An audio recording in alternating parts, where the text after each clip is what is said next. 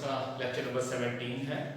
Last time हमने chapter 3 को तकरीबन एंड तक लेके गए थे, जिसमें हमने पढ़ा था इलास्टिसिटी ऑफ सप्लाई या प्राइस इलास्टिसिटी ऑफ सप्लाई, कि प्राइस के चेंज होने से किसी चीज़ की सप्लाई के ऊपर किस हद तक इफेक्ट आता है, किस हद तक सप्लाई चेंज होगी, that is price elasticity of supply. अब आज इंशाल्लाह इस चैप्टर को कंक्लूड करेंगे। इसमें हम देखेंगे कि वो कौन कौन से फैक्टर्स हैं, वो कौन से डिटर्मिनेंट्स हैं जिनकी वजह से इलास्टिसिटी ऑफ सप्लाई अफेक्ट होती है। डिटर्मिनेंट्स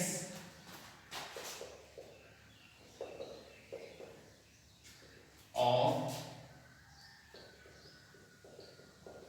इलास्टिसिटी ऑफ सप्लाई, वो कौन कौन से फैक्टर्स हैं जो इलास्टिसिटी ऑफ सप्लाई को अफेक्ट करेंगे, जिनकी वजह से, जिनको देख के हम ये डिसाइड कर सकते हैं किसी चीज की सप्लाई इलास्टिक होगी या इनइलास्टिक होगी। सबसे पहला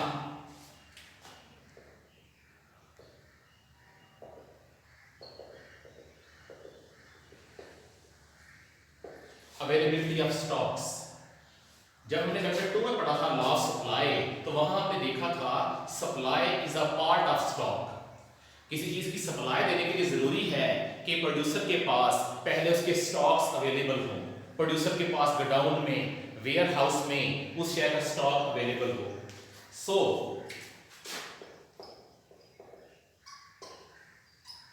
अगर स्टॉक्स की अवेलेबिलिटी हाई है, मतलब प्रोड्यूसर के पास वो चीज ज्यादा क्वांटिटी में अवेलेबल है स्टॉक्स के अंदर, उसके वेयर हाउस में, उसके गोडाउन में वो चीज ज्यादा क्वांटिटी में अवेलेबल है, तो उसकी सप्लाई इलास्टिक होगी। जब भी प्राइस इंक्रीज करेगी, प्रोड्यूसर अपनी सप्लाई को इंक्रीज कर देगा, और जब प्राइस डिक्रीज करेगी, प्रोड्यूसर अपनी सप्लाई डिक्रीज कर देगा। लेकिन अगर किसी चीज के स्टॉक्स अवेलेबल ही नहीं है या स्टॉक्स की अवेलेबिलिटी बहुत कम है, तो फिर प्रोड्यूसर की एबिलिटी कम हो जाएगी कि वो प्राइस के चेंज होने से सप्लाई को चेंज कर सके। सो lower the availability of stock, inelastic is the supply. जितनी स्टॉक्स की अवेलेबिलिटी कम होगी, उतनी ही उस चीज की सप्लाई इनइलास्टिक होगी। That is first point.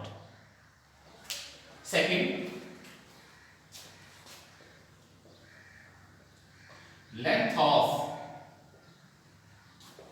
Production cycle,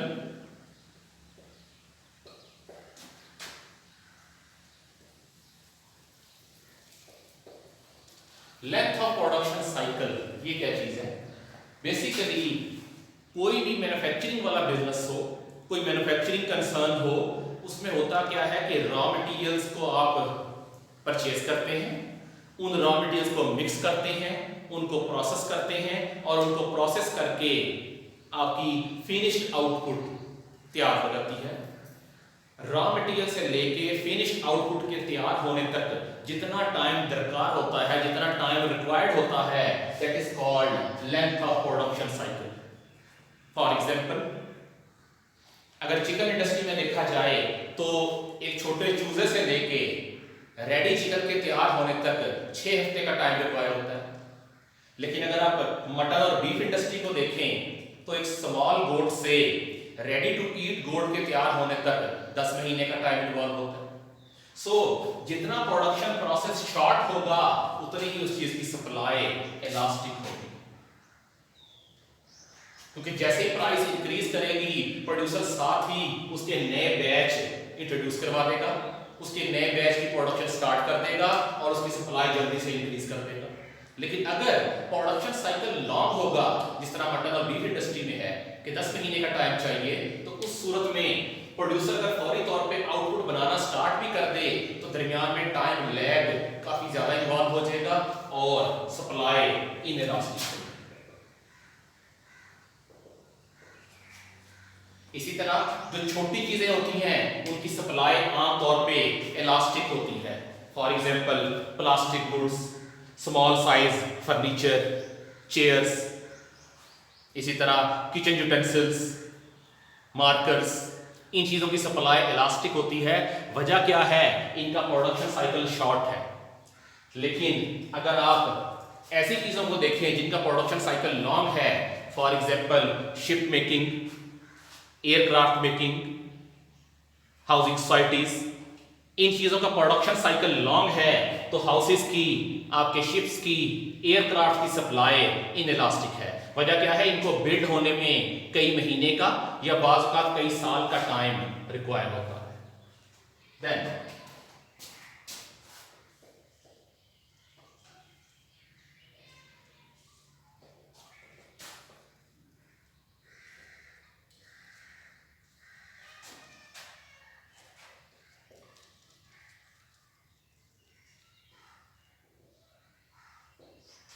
producer's ability to switch resources from one product to the other, कि प्रोड्यूसर एक प्रोडक्ट के रिसोर्सेस दूसरी प्रोडक्ट तक कितने आराम से स्विच कर सकता है, शिफ्ट कर सकता है। इसकी एग्जांपल क्या है? इसकी एग्जांपल है पेप्सी कोला वाले। पेप्सी कोला 4 प्रोडक्ट बनाती है, पेप्सी, 7 अप, मिरिंडा और ड्यू। इन चारों का प्रोडक्शन साइकिल नियरली सेम है कि पानी होगा, शुगर होगी, कार्बन डाइऑक्साइड इंट्रोड्यूस कराई जाएगी और फ्लेवर होगा। इन चारों में फर्क सिर्फ फ्लेवर का है। फॉर एग्जांपल, प्रोड्यूसर चाह रहा है कि पेप्सी की सप्लाई को बढ़ाया जाए। वो करेगा क्या? सेम प्लांट के ऊपर, जिसके ऊपर स्प्राइट तैयार हो रही है, सॉरी 7 अप तैयार हो रही है, वो 7 अप वाली प्रोडक्शन लाइन के ऊपर भी पेप्सी का बैच शुरू कर देगा। That is called producer's ability to switch resources from one product to other, कि आप एक प्रोडक्ट की सप्लाई लाइन के ऊपर, प्रोडक्शन लाइन के ऊपर क्या दूसरी प्रोडक्ट तैयार कर सकते हैं या नहीं। अब पेप्सी वाले एक ही प्रोडक्शन लाइन के ऊपर अपनी चारों प्रोडक्ट लगा सकते हैं, पेप्सी, 7 अप, मिरिंडा और ड्यू। सो पेप्सी वाले अपनी जिस कोल्ड ड्रिंक की सप्लाई बढ़ाना चाहें वो उसके बैच ज्यादा लगा देंगे, बाकी की प्रोडक्शन लाइंस के ऊपर भी वो वाली प्रोडक्ट लगा देंगे, तो उससे उस चीज की सप्लाई इजीली चेंज कर सकेंगे।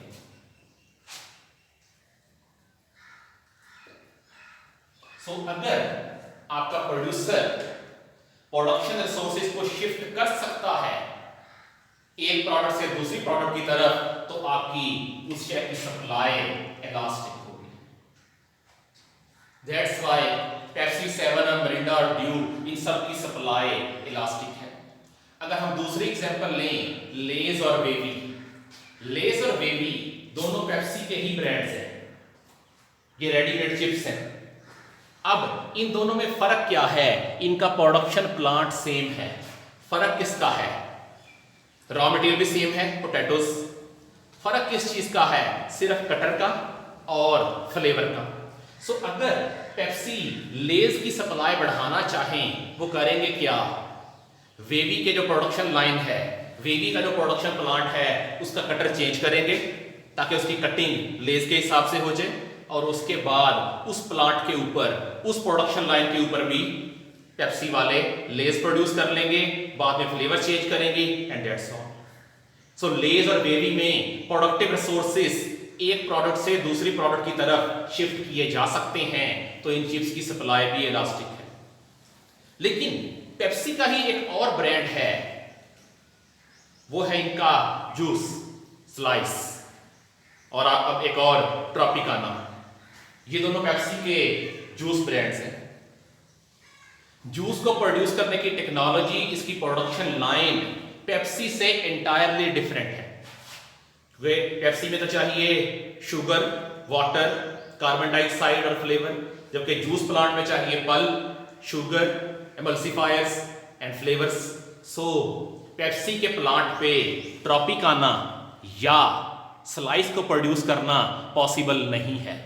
सो इसमें प्रोड्यूसर की एबिलिटी कम है कि वो प्रोडक्टिव रिसोर्सेज एक से दूसरी प्रोडक्ट की तरफ शिफ्ट कर सके। सो आपके स्लाइस की और ट्रॉपिकाना जूस की सप्लाई इनइलास्टिक है।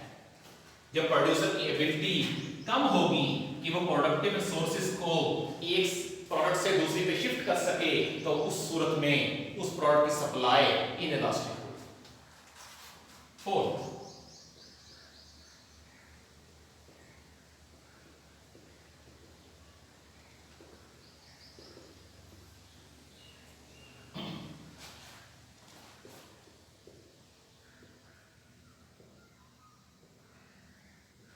Ease of entry of new firms in the market. जिस मार्केट की हम बात कर रहे हैं उसमें नए प्रोड्यूसर्स का, नई फर्म्स का दाखिला आसान है या मुश्किल है। अगर मार्केट में नई फर्म का एंटर होना आसान है, होगा क्या, जब शेयर की प्राइस बढ़ना शुरू होगी तो उस बढ़ती हुई प्राइस को देख के नए प्रोड्यूसर मार्केट में एंटर हो जाएंगे। नए प्रोड्यूसर अपने प्रोडक्शन प्लांट लगा लेंगे, नए प्रोड्यूसर अपनी फर्म स्टार्ट कर लेंगे। जितने ज्यादा प्रोड्यूसर होंगे उतनी ही ज्यादा सप्लाई भी आएगी और उतनी ही ज्यादा इलास्टिसिटी भी होगी। सो अगर मार्केट में नई फर्म का दाखिला आसान है तो चीज की सप्लाई इलास्टिक होगी। और अगर यही वजह है आपके general stores, vegetables, fruit market, medical stores, इन फील्ड्स में नई फर्म्स का एंटर होना इंतहाई आसान है, तो आप देख लें general store items, daily utility items, vegetables and fruits, poultry, medicines, इनकी सप्लाई इलास्टिक होती है। लेकिन अगर नई फर्म का दाखिला मुश्किल है, for example cement industry, fertiliser industry, petrochemical industry, automobile industry, तो इन फर्म्स के अंदर नई फर्म का दाखिला मुश्किल है, तो उस वजह से इन चीजों की सप्लाई इनइलास्टिक होगी। पांचवा फैक्टर, टाइम पीरियड।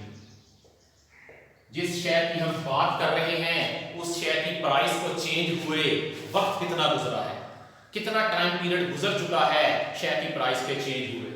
अब टाइम पीरियड कई तरह के हैं। पहला है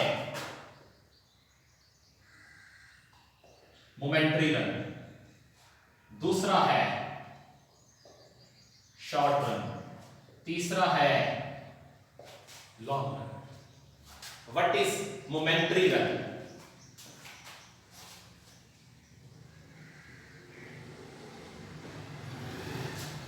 A very short period of time in which all productive resources or factors of production are fixed and supply is perfectly inelastic.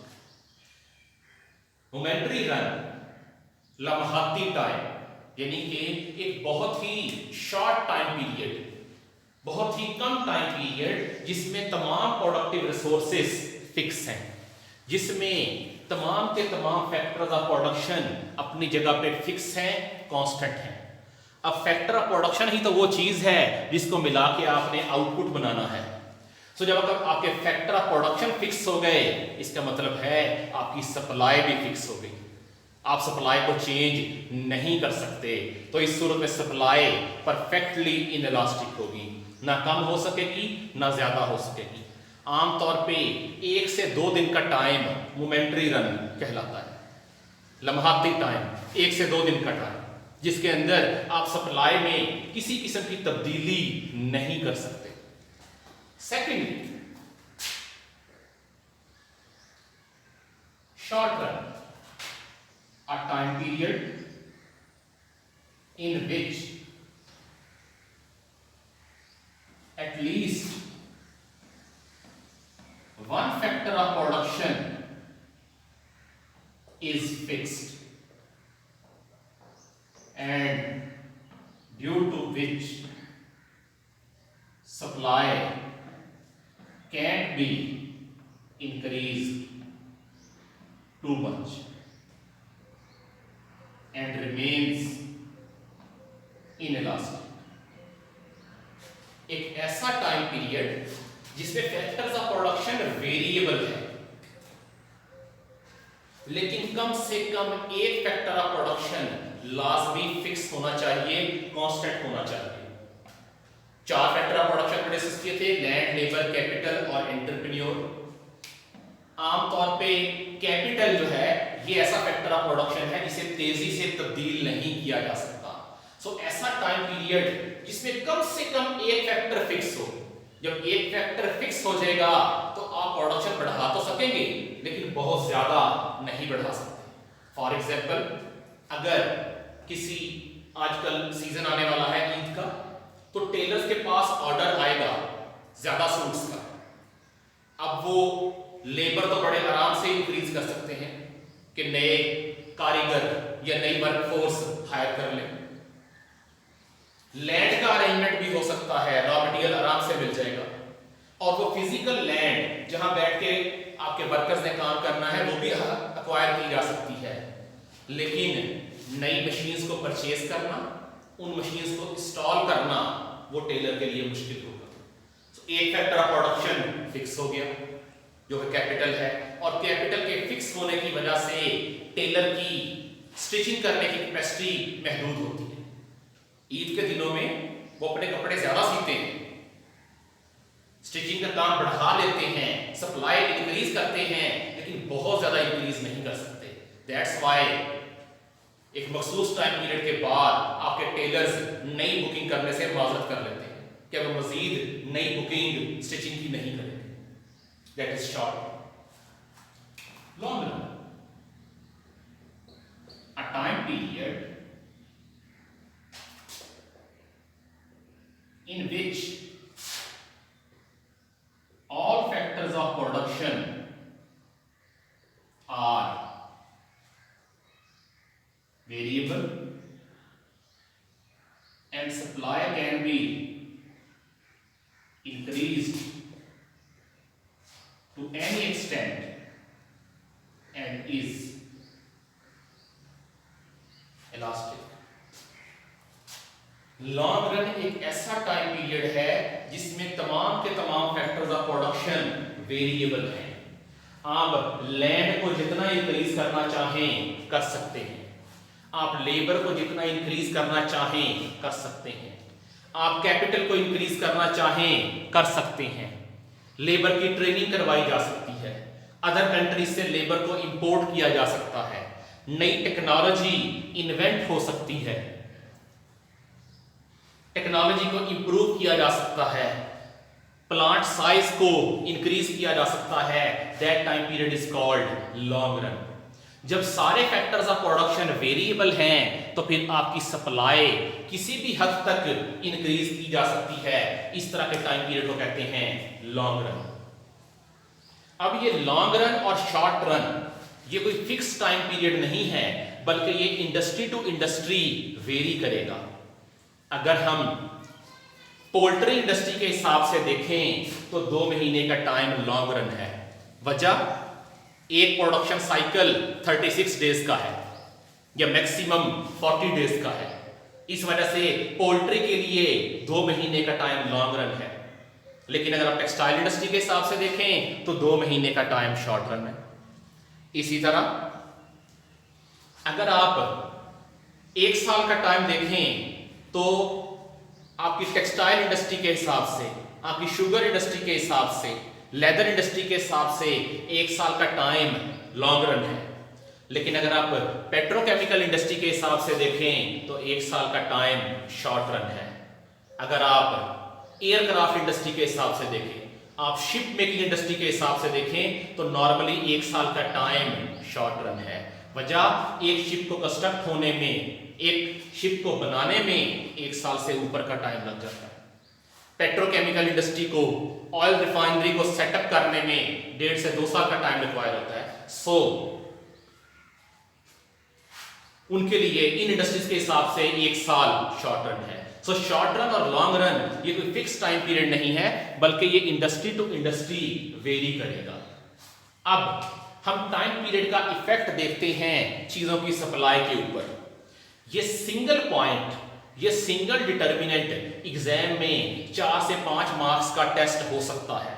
वजह, इसके अंदर आपको डायग्राम ड्रॉ करनी पड़ेगी और देखना पड़ेगा कि सप्लाई के इलास्टिक या इन इलास्टिक होने से शय की सप्लाई पे क्या फर्क पड़ेगा और उस शय की प्राइस के ऊपर क्या फर्क पड़ेगा। तो अब हम डायग्राम ड्रॉ करते हैं।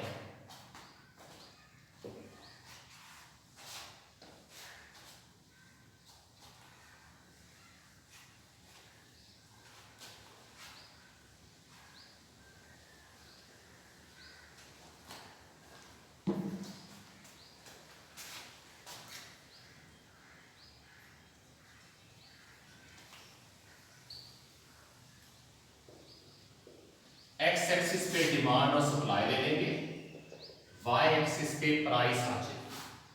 सबसे पहले हम ड्रॉ करते हैं momentary supply,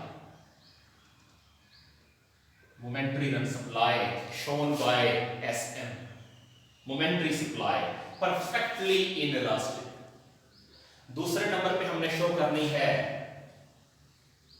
short run supply, इसको शो कर रहे हैं SS, supply in short run. इसका सप्लाई कर्व इनइलास्टिक है। फिर शो करेंगे लॉन्ग रन सप्लाई कर्व,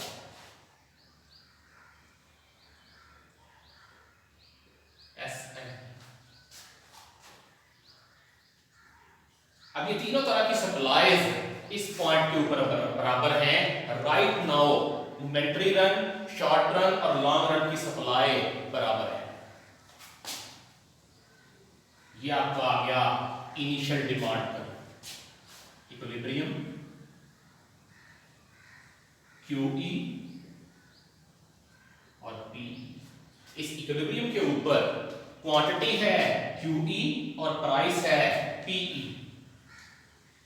अब यहां पे मार्केट स्टेबल है, मोमेंट्री रन, शॉर्ट रन और लॉन्ग रन की क्वांटिटी सेम है। अब अगर मार्केट में किसी भी वजह से चेंज आता है, डिमांड राइज करती है, किसी वजह से डिमांड राइज कर गई, डिमांड में राइज आ गया। अब राइज होने से क्या होगा, इक्विलिब्रियम पे फर्क पड़ेगा, इक्विलिब्रियम चेंज होगा।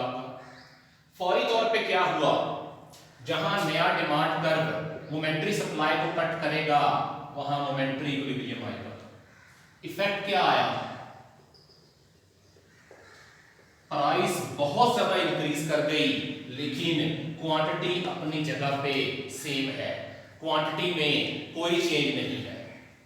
और आप देख सकते हैं मार्केट में अगर किसी दिन मार्केट में किसी शेयर की डिमांड में अचानक इजाफा हो जाए, उस शेयर की क्वांटिटी में कोई फर्क नहीं पड़ता, सिर्फ होता क्या है, उस शेयर की प्राइस फौरी तौर पे इंक्रीज कर जाती है।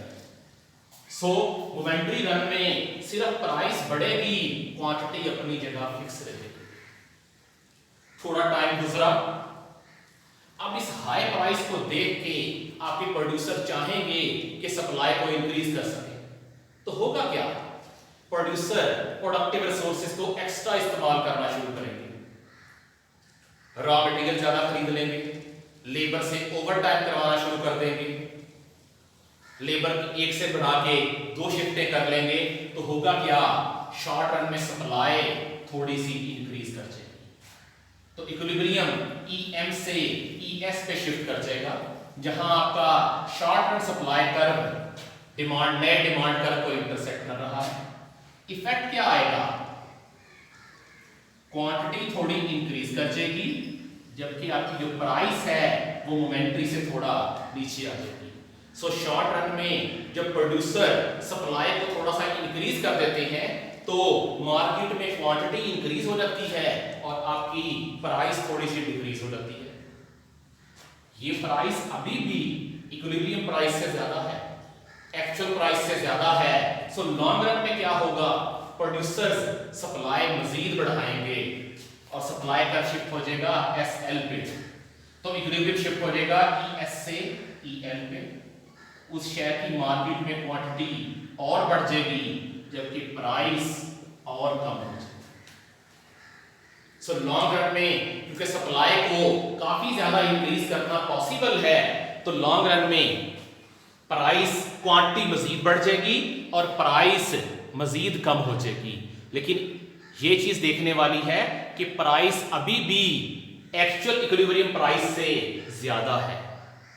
सो ये आपका इफेक्ट है टाइम पीरियड का, आपकी चीजों की सप्लाई के ऊपर, इक्विलिब्रियम क्वांटिटी के ऊपर और इक्विलिब्रियम प्राइस के ऊपर, कि शॉर्ट रन में सिर्फ प्राइस इंक्रीज करेगी, क्वांटिटी सेम रहेगी।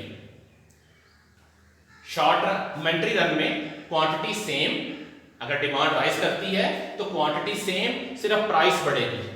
शॉर्ट रन में थोड़ी सी क्वांटिटी भी इंक्रीज करेगी और उस क्वांटिटी के इंक्रीज करने की वजह से प्राइस मोमेंट्री प्राइस से थोड़ा नीचे आ जाएगी।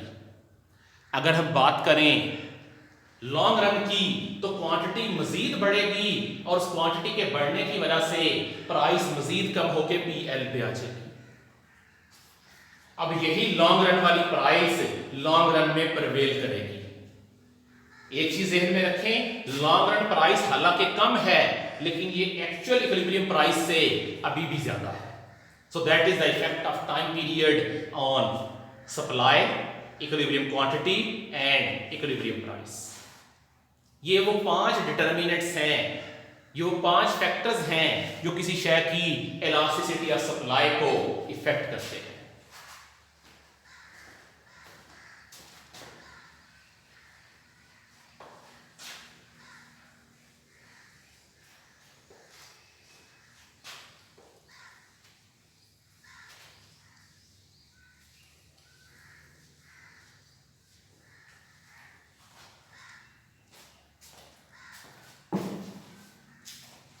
Then comes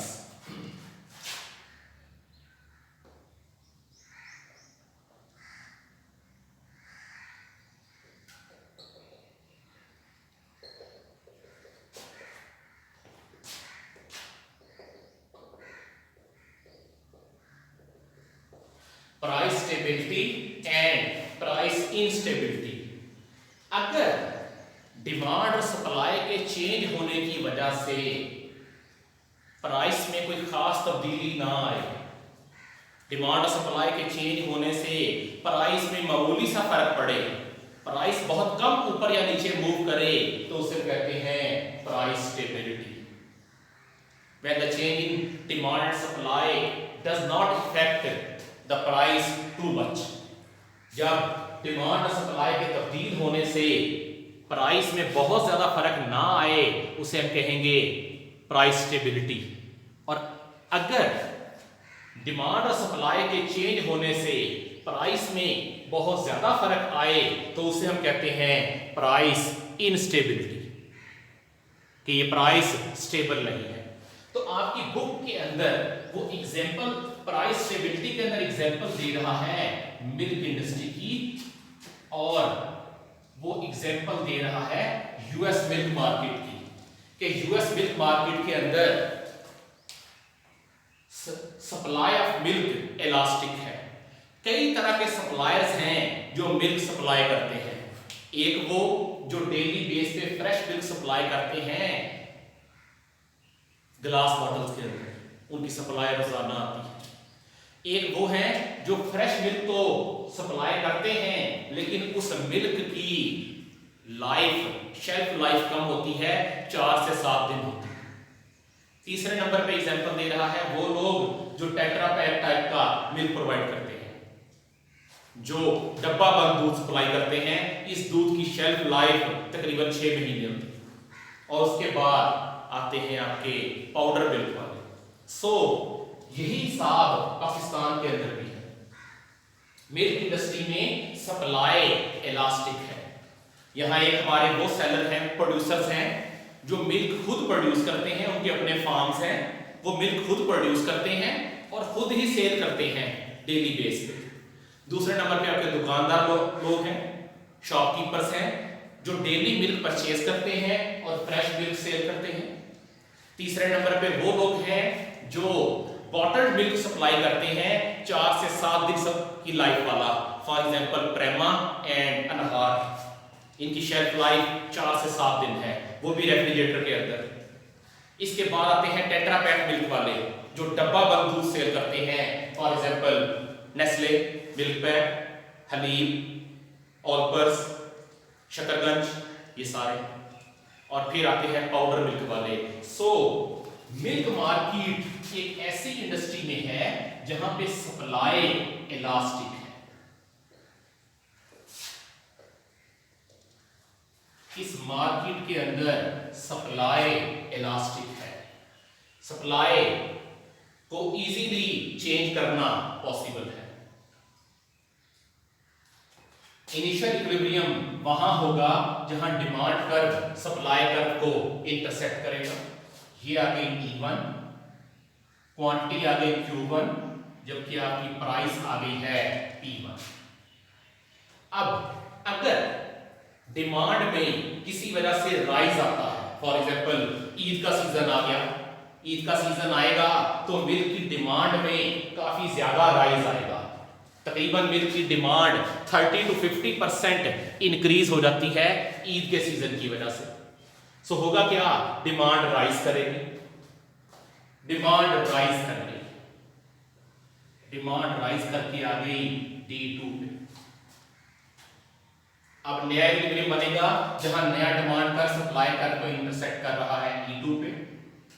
क्वांटिटी काफी ज्यादा बढ़ के Q2 पे चली गई, लेकिन सप्लाई के इलास्टिक होने की वजह से प्राइस में बहुत ज्यादा चेंज नहीं आया। इसी को हम कहते हैं प्राइस स्टेबिलिटी, कि मार्केट में प्राइस स्टेबल है, डिमांड के चेंज होने का इस शेयर की प्राइस के ऊपर बहुत ज्यादा फर्क नहीं पड़ेगा। That is called stable price या प्राइस स्टेबिलिटी। दूसरी तरफ प्राइस इंस्टेबिलिटी, ऐसी गुड्स या ऐसी मार्केट्स जिनमें डिमांड या सप्लाई के चेंज होने से प्राइसेस के ऊपर बहुत ज्यादा फर्क पड़े, प्राइसेस की वेरिएबिलिटी बहुत ज्यादा हो जाए, उसे कहते हैं प्राइस इंस्टेबिलिटी। फॉर एग्जांपल यहां ये एग्जांपल दे रहा है कॉर्न मार्केट इन यूएसए।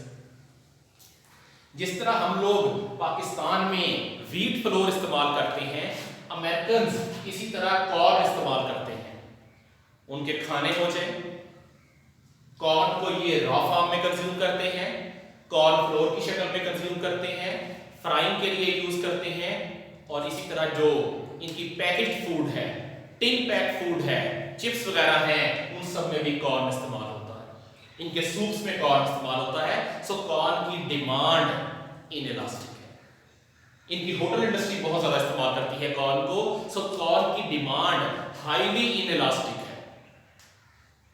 दूसरी तरफ अगर सप्लाई को देखें तो कॉर्न की सप्लाई वेरिएबल है। वजह, कॉर्न की क्रॉप को कंपीट करना पड़ता है अदर क्रॉप्स के साथ। For example wheat, for example sugar cane, cotton, vegetables, fruits, oil seeds, ये वो सारी क्रॉप्स हैं जिनसे कॉर्न को कंपीट करना पड़ता है। सो कॉर्न की सप्लाई इलास्टिक है, इधर डिमांड इधर सप्लाई और वाई एक्सिस पे प्राइस। अब डिमांड हाईली इनइलास्टिक है जबकि आपकी सप्लाई इलास्टिक है।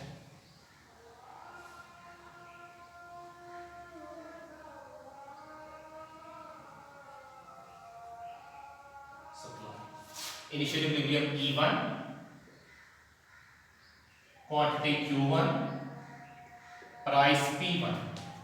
अगर किसी भी वजह से फॉर एग्जांपल बैड वेदर आ गया और कॉर्न की क्रॉप खराब हो गई, या किसानों ने, फार्मर्स ने दूसरी क्रॉप्स को ज्यादा कल्टीवेट कर लिया, या फिर किसी भी और वजह से कॉर्न की सप्लाई शॉर्ट हो गई,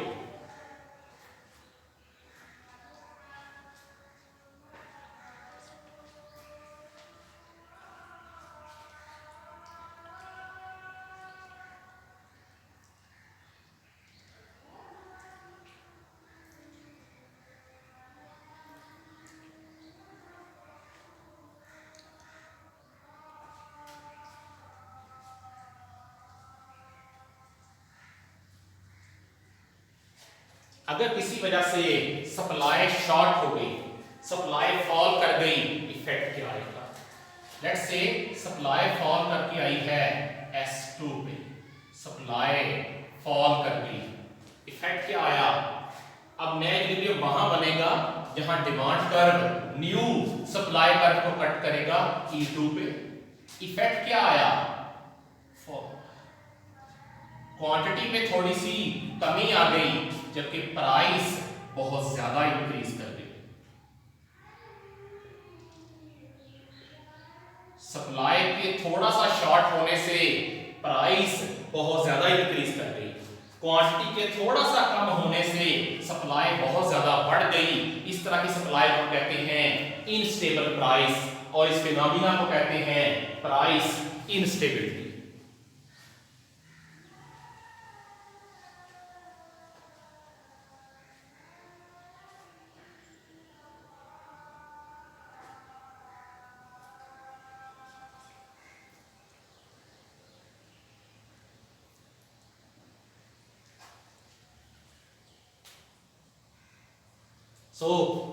सप्लाई के थोड़ा सा फॉल करने से, सप्लाई में थोड़ी सी कमी आने से आपकी प्राइस बहुत ज्यादा इंक्रीज कर गई, that is called price instability, instable price, and that phenomena is called price instability. ये चैप्टर नियरली कंप्लीट है सिवाय आखिरी 3 पेजेस को छोड़ के, जो कि है बेसिकली कॉब-वेब साइकिल, कि जब डिमांड और सप्लाई में कोई चेंज आता है, उस चेंज के आने से उस शेयर की प्राइस में भी फर्क पड़ता है, और आने वाले सालों के अंदर उस शेयर की डिमांड सप्लाई पे लाजमी इफेक्ट आता है। तो प्राइसेस, एक साल सप्लाई के चेंज होने से प्राइसेस कई साल तक डिस्टर्ब रहती हैं। कभी सप्लाई ज्यादा प्राइस कम, कभी सप्लाई कम प्राइस ज्यादा, इस तरह से प्राइस बार बार अप डाउन मूव करती रहती है। तो उसे हम कहते हैं कॉब-वेब साइकिल या कॉब-वेब थ्योरम। सिर्फ इस चैप्टर के 3 पेज रह गए हैं, जिसके अंदर 2 डायग्राम्स आएंगी कॉब-वेब थ्योरम या कॉब-वेब साइकिल की। वो इंशाल्लाह कल के लेक्चर में करेंगे, और कल के लेक्चर में ही हम लोग इंशाल्लाह चैप्टर नंबर 5 स्टार्ट करेंगे। चैप्टर 4 हम नॉर्मली चैप्टर 5 के बाद करते हैं। कल के लेक्चर में इंशाल्लाह हम लोग कॉस्ट स्टार्ट करेंगे और मार्केट की डिफरेंट काइंड्स को स्टडी करेंगे। आज का लेक्चर कंप्लीट है। अल्लाह हाफ़िज़।